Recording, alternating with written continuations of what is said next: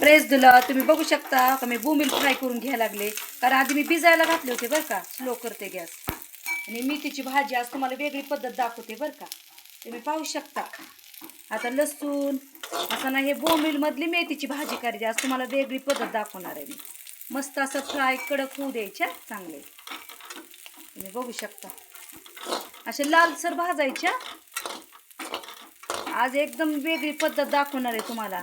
तुमच्या तोंडाला पाणी सुटणार आहे बघा. कसे कडक झालेत बघा. आधी भिजायला घातले होते बरं का तोडून. तुम्ही पाहू शकता.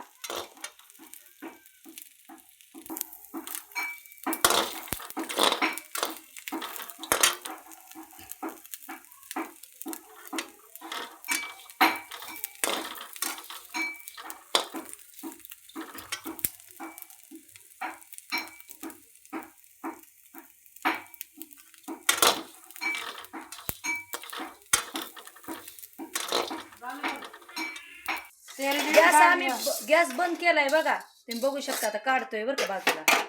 आता तुम्ही पाहू शकताय बघा कसं कुटून घेतलंय बघा. लसूण, हिरवी मिरची बघा, असं मेथीची भाजी धुवून घेतली बरं का. तुम्ही पाहू शकता. परत गॅस ऑन केलाय. आता आपल्याला फोडणी द्यायची.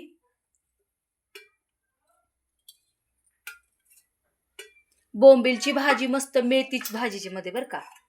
मेथीची भाजी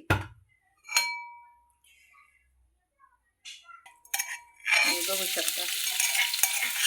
ही पद्धत शिका तुम्ही करायला. खूप सुंदर आहे.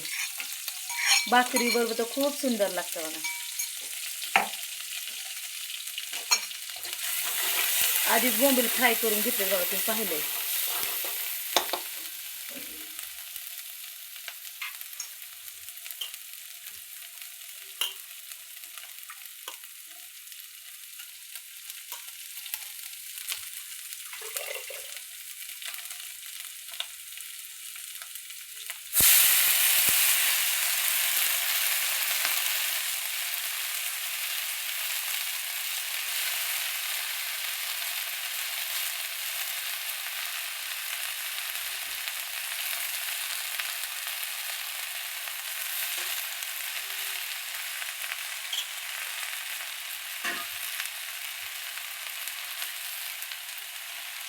असं बोंबील पण टाकायची.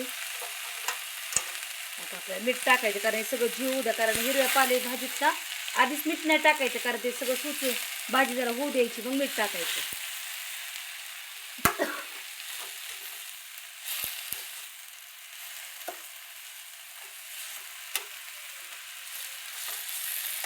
तुम्ही बघू शकता. चवीपुरतं मीठ टाकलंय बरं का.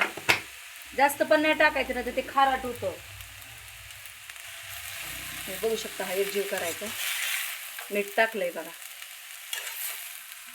कशी वाटती भाजी बोंबीलची. जे नाही ते खाणारा माणूस खाईन बघा. ह्याच्यात डाळ वगैरे काय टाकायचं नाही. याला बोंबीलची भाजी म्हणतात ना. मेथीची भाजी बोंबलात केलेली. खूप सोपी आहे बघा. उद्या 5 मिनिटात भाजी होती. 15 मिनिटं पण.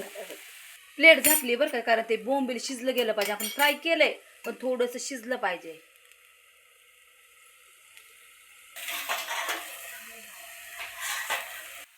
बघू शकता तुम्ही कशी शिजती. एका थोडंसं पाणी आटवतं बरं का. एका प्लेटमध्ये तुम्हाला काढून दाखवणार.